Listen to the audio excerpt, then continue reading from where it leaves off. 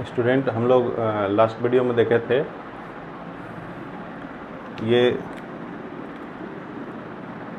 ओविल का स्ट्रक्चर के बारे में पढ़े थे। ओविल का स्ट्रक्चर में कौन कौन से पार्ट होते हैं, तो ये आपको बताया गया था कि ये फॉनिकल्स है, नीचे का लोअर मोस्ट पार्ट जो था जो कहीं ना कहीं अटैच होता है प्लेसेंटा के थ्रू, कहते हैं इसे हम लोग हाइलम। ये क्या है, एक पॉइंट था जिसका नाम था ये ओविल और फॉनिकल के बीच का जो अटैचमेंट पॉइंट होगा वो हाइलम था। इसके बाद ये फॉनिकल का एक्सटेंडेड पार्ट को हम लोग रेफी बोलते थे। ये एक न्यूसेलस का पार्ट होता था, इसके साथ साथ आउटर और इनर इंटुगमेंट होते थे। यहाँ एक माइक्रोपाइल रीजन और ये चला जा, तो ये हम लोग लास्ट वाले ही वीडियो में देखे थे स्टूडेंट। तो अब इससे आगे हम लोग पढ़ेंगे। क्या इसके आगे पढ़ना था, हमने बताया था पॉइंट फॉर टॉपिक्स के बारे में यहाँ पे कि कौन कौन से टॉपिक में हम लोग कौन कौन से पॉइंट पढ़ेंगे हम लोग। तो अब इससे आगे इनका डिटेल स्ट्रक्चर हम लोग जानने की कोशिश करते हैं कि ये क्या क्या है। तो सबसे पहले अगर हम लोग बात करें यहाँ पे तो फॉनिकल की बात करेंगे हम लोग। फॉनिकल, अब ये फॉनिकल जो है ये एक स्टॉक लाइक होता है। ये एक स्टॉक कहेंगे जो कनेक्ट करेगा किसको, तो ओविल को किसके साथ, तो बॉडी के साथ। तो ये एक स्टॉक का काम करता है। कौन, फॉनिकल्स। हो रहा है क्लियर? ये फॉनिकल्स क्या हो गया, एक स्टॉक का काम करता है। ये जो डार्क करके जो दिखाया गया है ये है फॉनिकल्स यहाँ पे। ये इसके बाद दूसरा जो स्ट्रक्चर की अगर हम लोग बात करें यहाँ पे तो वो है हाइलम।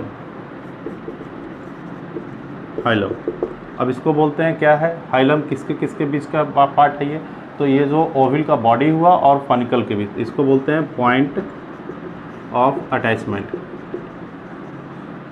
ये पॉइंट ऑफ अटैचमेंट किसके किसके बीच का है, तो between ovule, body of ओविल,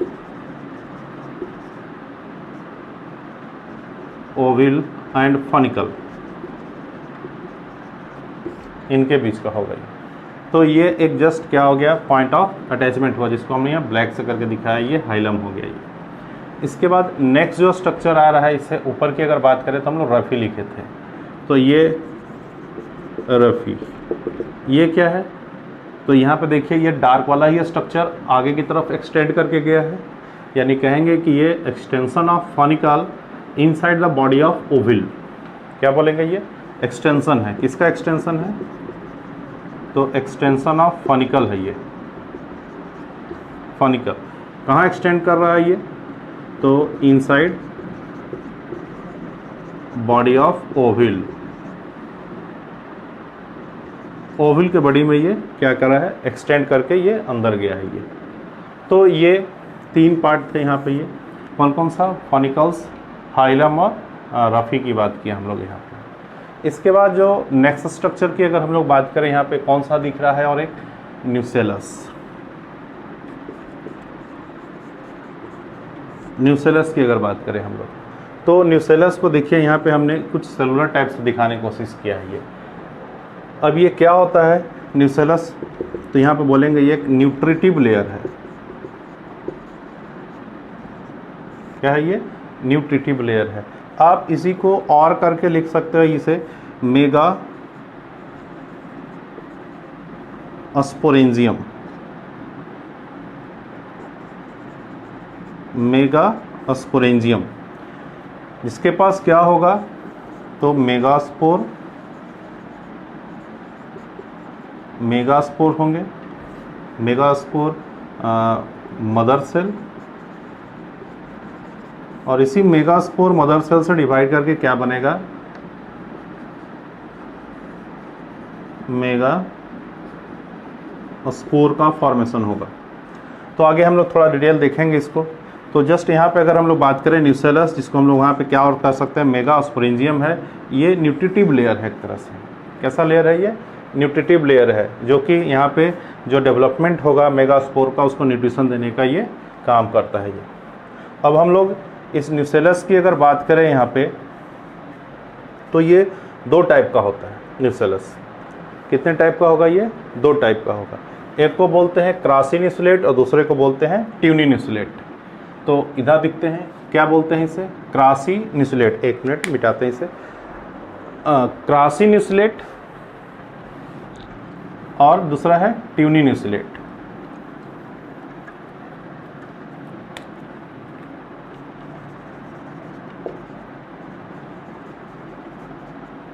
क्रासिन slate.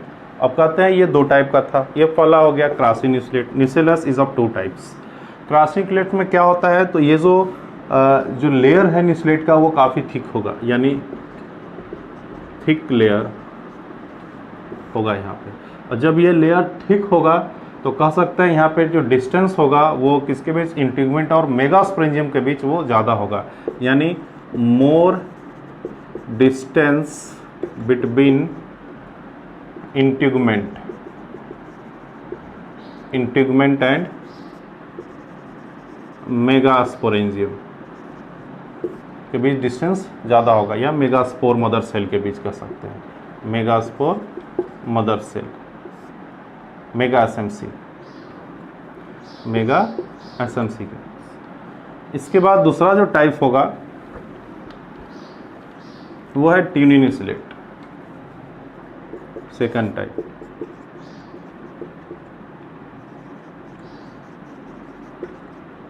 ट्यूनिन slate, इसमें कैसा होगा, थिन लेयर होगा, थिन लेयर होगा ये। अब जब थिन लेयर होगा तो यहाँ क्या होगा, लेस डिस्टेंस होगा, क्या हो जाएगा ये, लेस डिस्टेंस, यहाँ की दूरी घट जाएगा जब पतला होगा तो, और जब मोटा होगा थिक लेयर होगा तो ये डिस्टेंस इंटीग्यूमेंट और इसके बीच का, मदर सेल के बीच का डिस्टेंस बढ़ेगा ये। तो मोर कॉमन ज़्यादातर ये होता है, कौन, क्रासिन स्लेट पाया जाता है ये। तो ये था न्यूसेलस लेयर। फिर से बोलते हैं न्यूसेलस कैसा था, एक कैसा था, न्यूट्रिशियस लेयर था, ये न्यूट्रिशन देने का काम करता है यहाँ पे। इसके बाद नेक्स्ट लेयर जो की बात करें हम लोग, तो फिर इंटीग्यूमेंट की बात करेंगे यहाँ पे। तो इंटीग्यूमेंट क्या होता है, एक आउटर प्रोटेक्टिव लेयर है इंटीग्यूमेंट।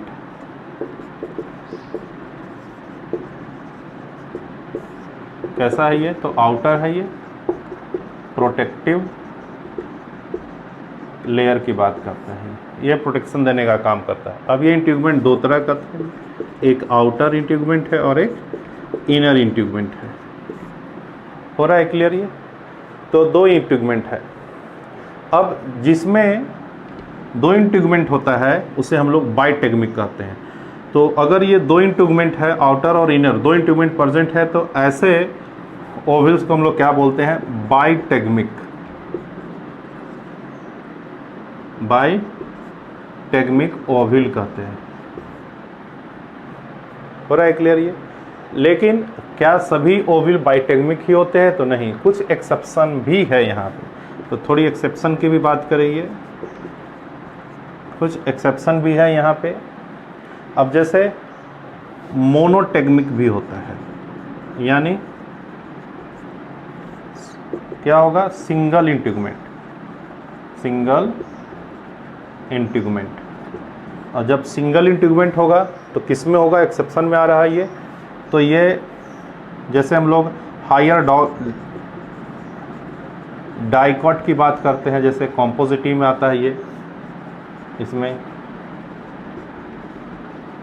इसके साथ साथ आप साइकस और पाइनस की बात कर सकते हैं, साइकस एंड पाइनस ये आते हैं, जिसमें क्या होता है, यानी जिम्नोस्पर्म है ये दोनों प्लांट, जिम्नोस्पर्म में होता है ये।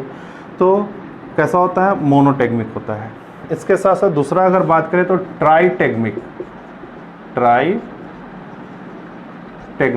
ट्राइटेगमिक अब नाम से ही क्लियर है, ट्राई मतलब तीन, यानी कितना होगा यहाँ पे, तो 3 इंटीग्यूमेंट।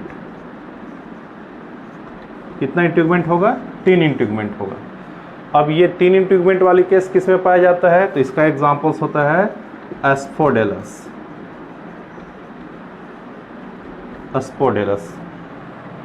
लेकिन कुछ ऐसे भी ओवल्स हैं जिसमें कि इंटीग्यूमेंट एब्सेंट होता है, इंटीग्यूमेंट होता ही नहीं है, ना सिंगल, ना डबल और ना ट्रिपल, यानी 3। तो उसको हम लोग क्या बोलेंगे, एटेगमिक कहेंगे। तो नेक्स्ट अगर हम लोग एक्सेप्शन की बात करें तो उसको क्या बोलेंगे, एटेगमिक। तो थर्ड जो एक्सेप्शन में बनेगा वो क्या बनेगा, एटेगमिक। अब एटेगमिक में यानी क्या होगा, तो इंटीग्यूमेंट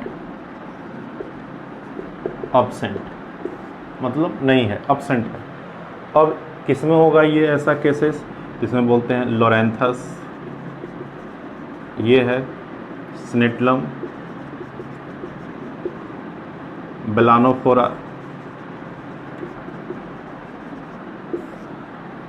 तो ये ऐसे कुछ एक्सेप्शन है जिसमें कि बाइटेक्निक के अलावा क्या होता है, मोनोटेक्निक होता है, ट्राइटेक्निक होता है और एटेक्निक वाली कंडीशन भी है यहाँ पे ये। तो ये था इंटीग्यूमेंट, जो कि एक प्रोटेक्टिव क्या था, पार्ट था, ये आउटर प्रोटेक्टिव पार्ट कहलाता है। इसके बाद अगर हम लोग एक एग्जांपल और लेते हैं यहाँ पे, जैसे आपने देखा होगा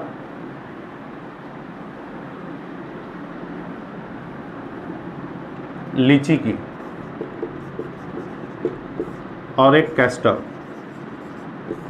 तो लीची में एरिल पार्ट जो हुआ और कैस्टर में क्रैनिकल कहते हैं।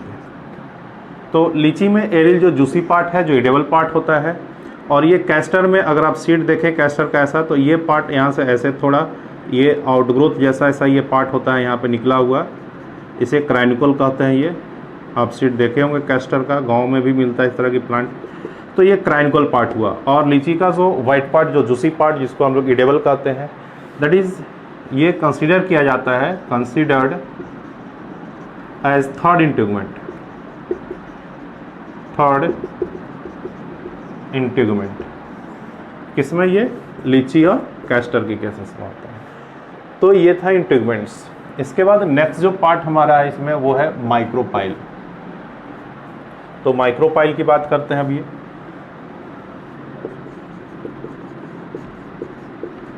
माइक्रोपाइल, अब आप देख रहे हैं यहाँ पे कि ये थोड़ा सा ग्रुप वाली पार्ट है यहाँ पे।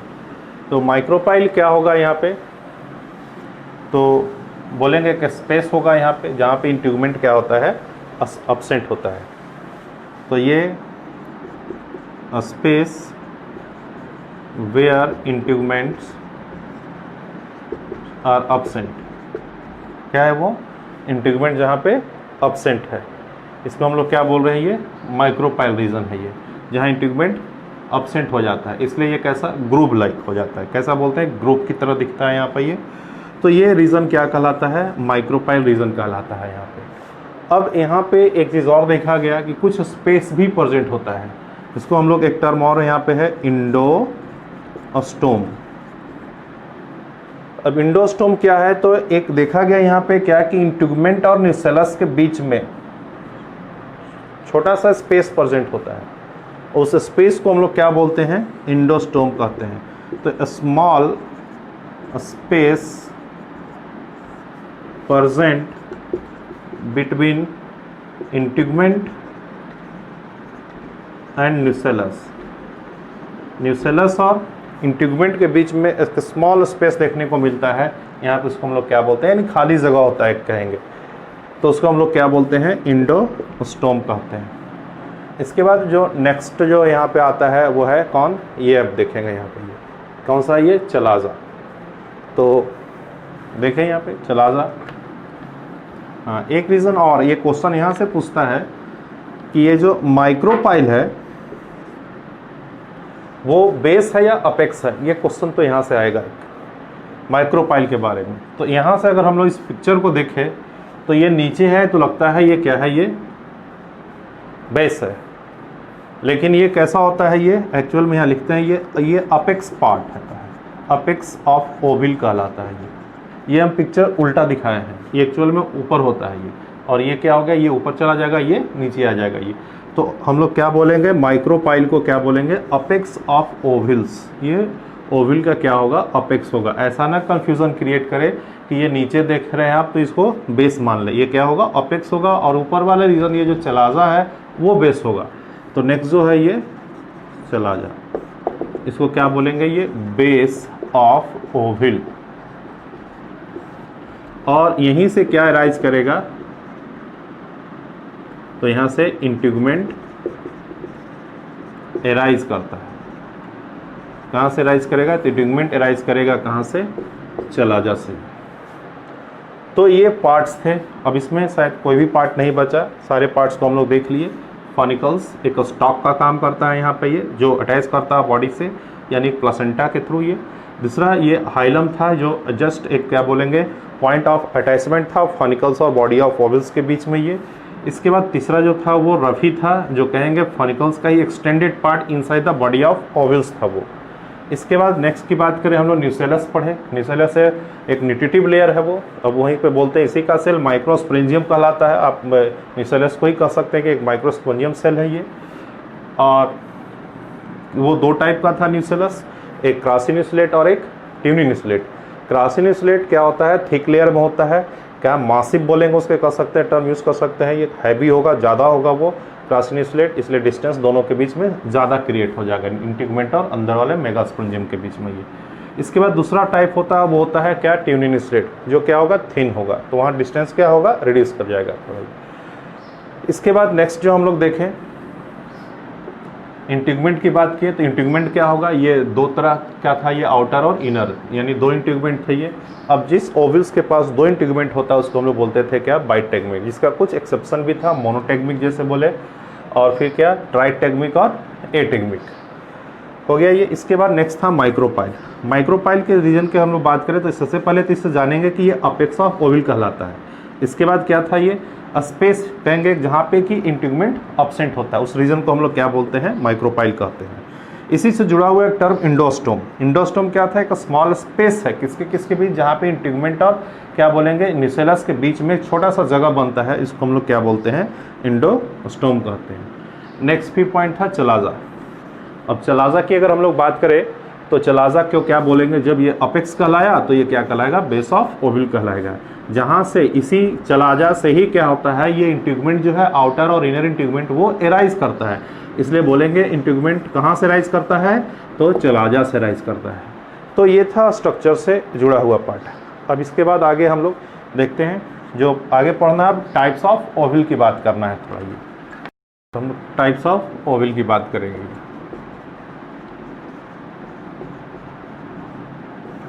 टाइप्स ऑफ ओवल, अब कितने टाइप्स के ओवल होंगे, एक्चुअली ये एनसीईआरटी मेंशन नहीं किया है टाइप्स को, लेकिन आपको क्वेश्चन जब बनाएंगे तो क्वेश्चन में ये पूछता है कौन कौन सा टाइप्स है ये, या उनमें से किसी एक टाइप से क्वेश्चन एराइज कर देता है ये।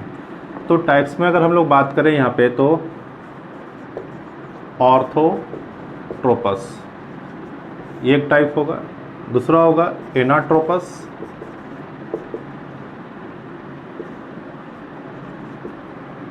इसके बाद कंपाइलोट्रोपस, इसके बाद हेमी एनाट्रोपस,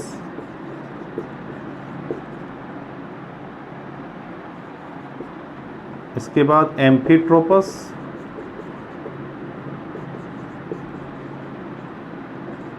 और सर्सिनोट्रोपस।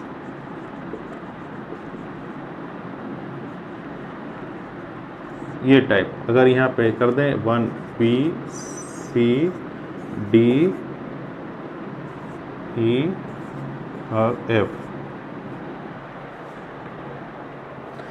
तो ये टोटल 1 2 3 4 5 6। तो ऑर्थोट्रोपस की अगर बात करें हम लोग देखेंगे ये कैसा ओवल होगा ऑर्थोट्रोपस। तो अभी हम लोग जो पढ़े इसमें कि जो चलाजा और micropyle, C for chalaza and micropyle जो होगा वो कैसा होगा, तो एक ही लाइन में होगा, यानी बोलेंगे जस्ट 180 डिग्री एंगल पे होगा। तो चलाजा, माइक्रोपाइल एंड फॉनिकल और हाइलम ये कितने पे होंगे, ये 180 डिग्री के साथ होंगे ये। अब इसको अगर स्ट्रक्चरली हम लोग दिखाने की कोशिश करें तो कैसा होगा ये,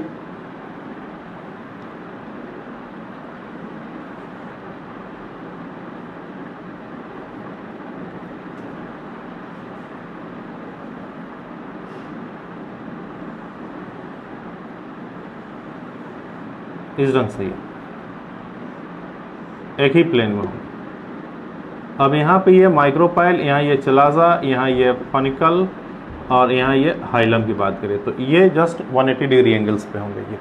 तो इससे हम लोग बोलते हैं ऑर्थोट्रोपस, और ये प्रिमिटिव होता है। कैसा होता है ये, प्रिमिटिव टाइप होता है ये। तो ये ऑर्थोट्रोपस है। इसके बाद एनाट्रोपस की बात करें अगर हम लोग, तो एनाट्रोपस जो हम लोग अभी बनाए थे जस्ट ये 2N ये न्यूसेलस दिखाए थे ये जो स्ट्रक्चर है यही एनाट्रोपस है ये। तो इसमें कहेंगे क्या कि जस्ट क्या होगा, पैरेलल में होगा ये माइक्रोपाइल, ये चलाजा, ये यहाँ फॉनिकल, ये और यहाँ पे ये हाइलम। तो ये दोनों क्या बोलेंगे, एक जस्ट पैरेलल होगा यहाँ पे। तो चलाजा माइक्रोपाइल क्या हो गया, ये पैरेलल हो गया, पैरेलल टू क्या हो गया, फॉनिकल और हाइलम। तो ये होता है इसमें, किसमें, एनाट्रोपस में। कंपाइलोट्रोपस, अच्छा इसमें एग्जांपल भी थोड़ा इंपॉर्टेंट हो जाता है, तो एग्जांपल भी आपको लिख दें। ये इसमें बीटल आएगा एग्जांपल्स में, कौन आएगा, बीटल की केस को हम लोग बोलते हैं, और इसमें जिम्नोस्पर्म की जैसे साइकस की केस भी बोलते हैं। ये एनाट्रोपस ही मोर कॉमन केस है, ये लगभग 82% एंजियोस्पर्म में यही होता है। एंजियोस्पर्म का जो केस होता है उसमें लगभग एनाट्रोपस ही होता है, मोर देन 82% केस में यही होता है एनाट्रोपस। कंपाइलोट्रोपस की अगर बात करें हम लोग, तो कंपाइलोट्रोपस कैसा होगा, तो इसमें जो ओविल होगा वो थोड़ा क्या होगा, बेंड होगा, जैसे ये फनिकल और जो चलाजा है ये थोड़ा इस ढंग से स्ट्रक्चर होगा। ये देखिए, ये न्यूसेलस लेयर हो गया ये, और यहाँ से इस ढंग से ये, अगर हम लोग बात करें ये थोड़ा बेंड होगा यहाँ से, ये ऐसे ही।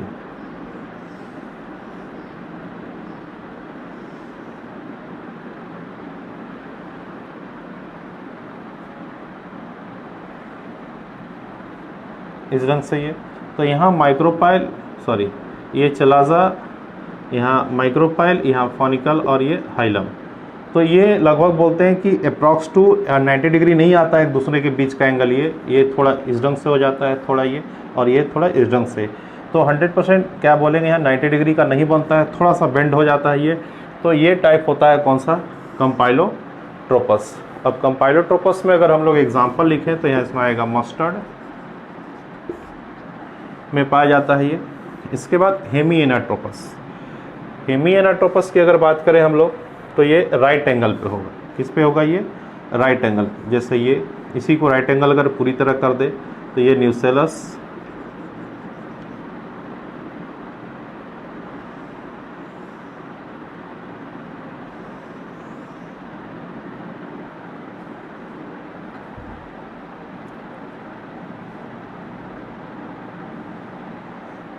यहाँ से इस रंग से ये, तो ये क्या हो गया, माइक्रोपाइल, ये चलाजा, ये फॉनिकल और ये हाइलम। अब यहाँ देखिए ये राइट एंगल बनता है ये, तो ये राइट एंगल पे होगा। ये कौन होगा, ये हेमी एनाट्रोपस। ये अब इसका एग्जांपल्स की अगर बात करें हम लोग, तो इसमें आता है रेनेनकुलस। इसके बाद एम्फीट्रोपस। एम्फीट्रोपस में जो बॉडी ऑफ ओविल हुआ माइक्रोपाइल चलाजा के साथ ही, बॉडी ऑफ ओविल के साथ ही बेंड होगा। तो इसको ऐसे ही देखिए, बॉडी ऑफ ओविल के साथ ही, म्रायोसाइक के साथ ही ये बेंड होगा। ये न्यूसेलस पार्ट ही हो गया, ये 2n दिखाते हैं ये। अब इसमें पूरा बॉडी जो है वो बेंड है कहीं ना कहीं।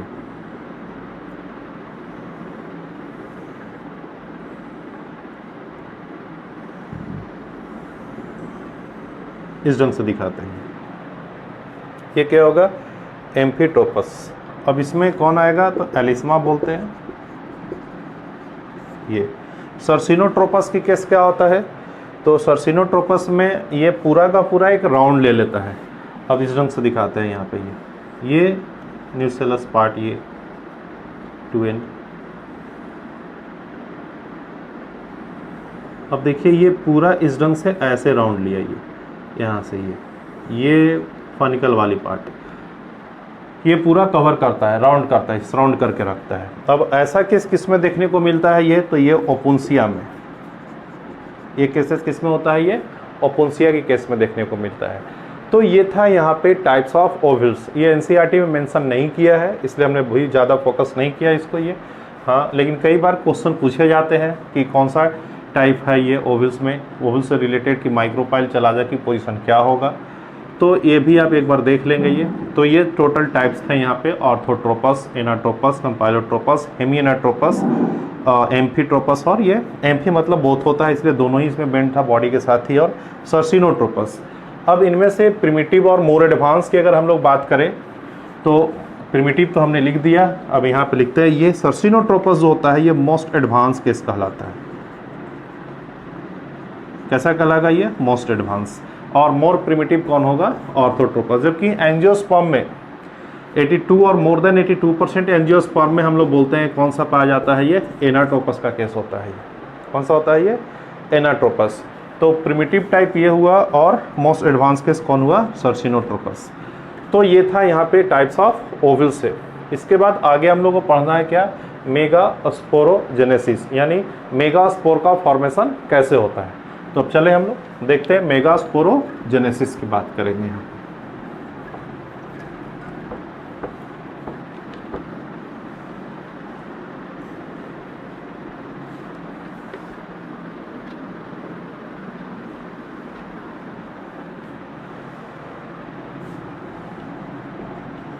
Megasporogenesis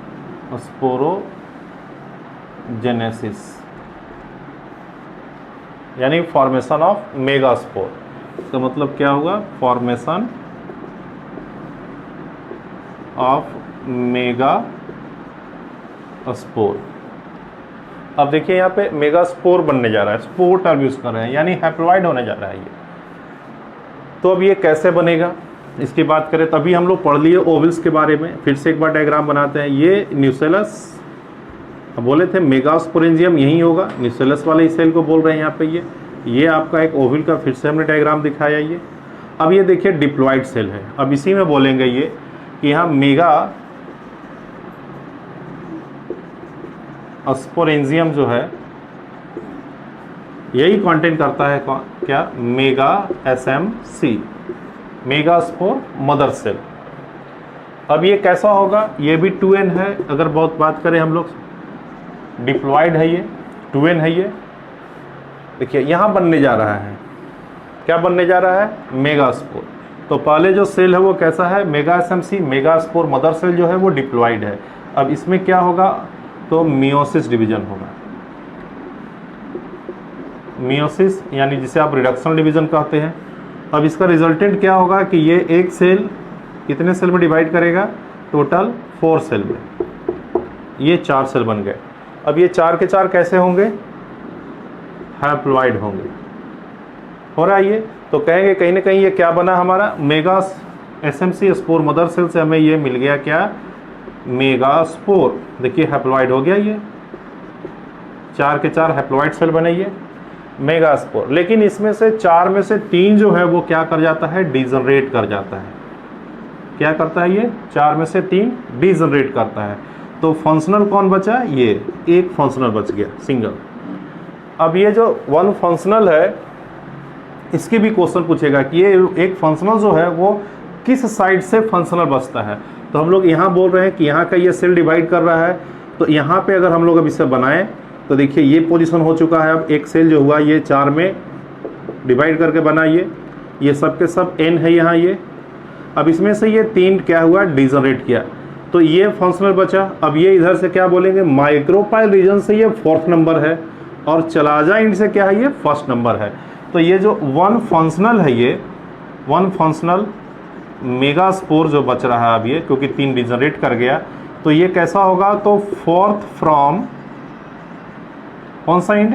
4th from micropyle end. Micropyle end से ये कैसा होगा? ये 4th नंबर होगा। और इसी को अगर आप बोले तो 1st from chalazal end. Chalazal end से क्या होगा? ये 1st होगा। ये हो रहा है क्लियर? ये तो जनरली यही होता है, यूजुअली यही केस होता है। लेकिन इसका भी कुछ एक्सेप्शन है। कुछ प्लांट ऐसे देखे गए, जैसे हम लोग बात करते हैं यहाँ पे बेलानोफोरा। क्या बेलानोफोरा एक प्लांट है जिसमें कि क्या होता है? जस्ट इसका अपोजिट, जस्ट कहेंगे इस पॉइंट का एक्सेप्शन ये है कहीं ना कहीं ये। तो बेलानोफोरा में क्या देखा गया कि ये जस्ट अपोजिट, यानी क्या होगा? जो 1 फंक्शनल मेगास्पोर जो होगा वो किधर से होगा? जस्ट अपोजिट होगा, यानी 4th फ्रॉम चलाजल इंड। और क्या बोलेंगे? 1st from micropyle end. 1st from micropyle. ये होता है। जबकि एक और है, बोलेंगे यहाँ पे एक और एक्सेप्शन की तरह केस यहाँ पे कैजुरिना।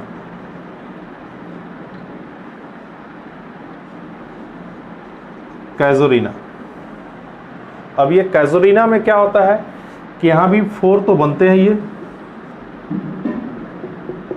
हैप्लॉइड 4 के 4 बनते हैं। इनमें से कोई भी फंक्शनल हो सकता है, एनी वन में बी फंक्शनल,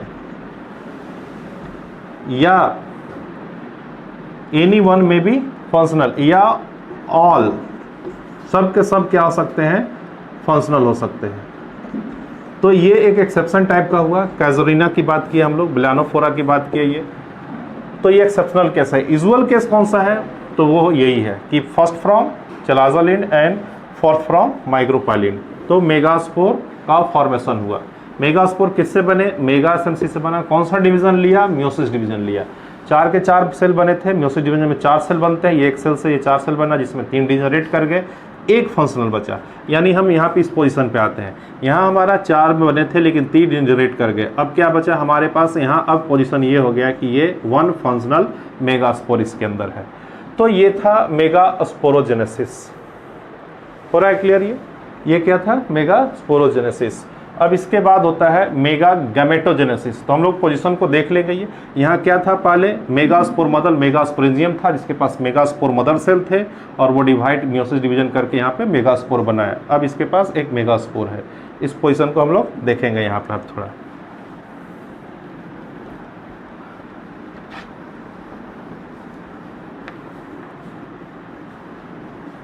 अब ये क्या होगा, मेगा गैमेटोजेनेसिस।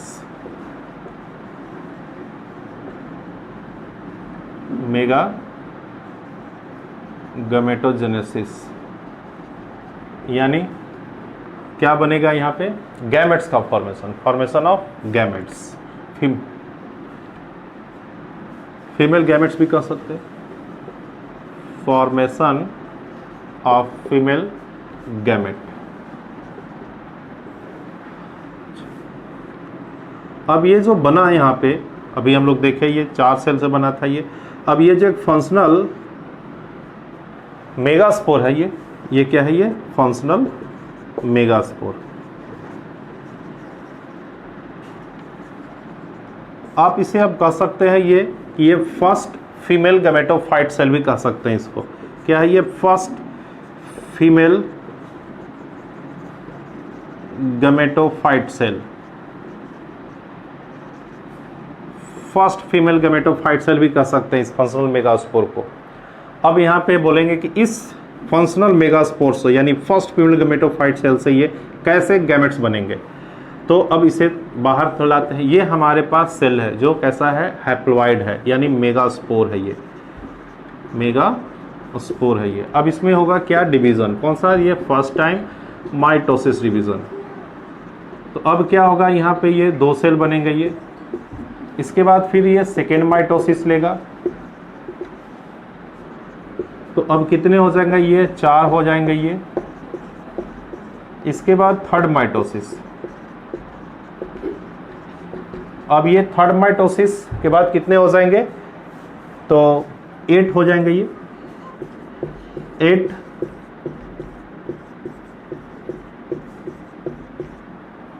हो गया ये।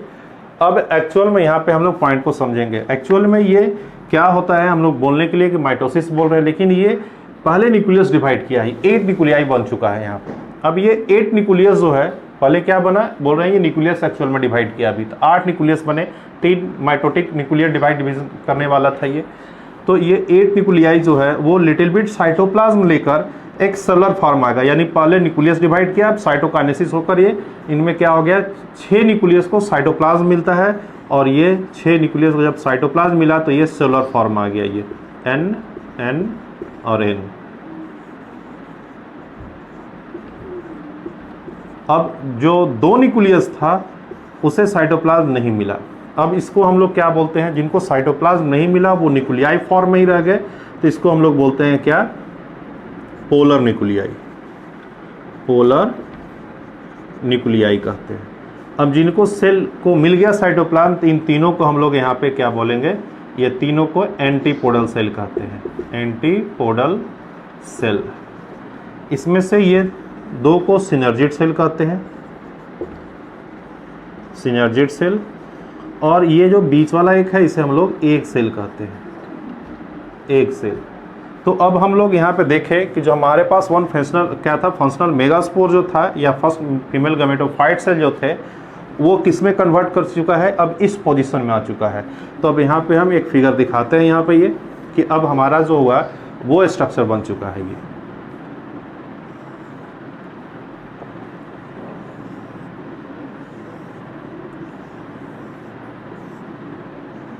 यहाँ 3 सेल, इधर 3 सेल और यहाँ 2 सेल। अब ये स्ट्रक्चर हो गया, यानी कहेंगे कि अब पूरी तरह से फीमेल गैमेटोफाइट या आप इसको बोल सकते हैं या फॉर्मेशन ऑफ एम्ब्रायोसैक भी, एम्ब्रायोसैक, यानी अब ये एम्ब्रायोसैक पूरी तरह से डेवलप हो गया। अब इसको हम लोग क्या बोल सकते हैं, ये 3 सेल है, यहाँ भी 3 सेल है, टोटल कितने सेल हो गए, 6 सेल, और ये अपने आप में एक बड़ा सा सेल। तो कितने टोटल सेल हो गए, 7 सेल, टोटल 7 सेल हुए। न्यूक्लियस की संख्या कितना दिख रहा है, इन तीनों के पास एक एक न्यूक्लियस है, यहाँ भी एक एक न्यूक्लियस है, तो कितने हो गए ये 6 न्यूक्लियस, और ये बीच में 2, तो ये हो गया 8 न्यूक्लियाई, न्यूक्लियस की संख्या 8 हो गया। तो इस स्टेज को बोलते हैं क्या, 7 सेल 8 न्यूक्लियाई स्टेज कहा जाता है ये। तो इस तरह से यहाँ पे क्या हुआ, गैमेटोजेनेसिस का फॉर्मेशन हो गया। अब ये हमारा फीमेल पार्ट जिसे हम लोग बोल रहे थे कार्पेल, अब ये पूरी तरह से तैयार है किसे रिसीव करने के लिए, तो पॉलन ग्रेन को जो वहाँ गैमेट्स बने हैं उसे रिसीव करने के लिए। तो ये था गैमेटोजेनेसिस।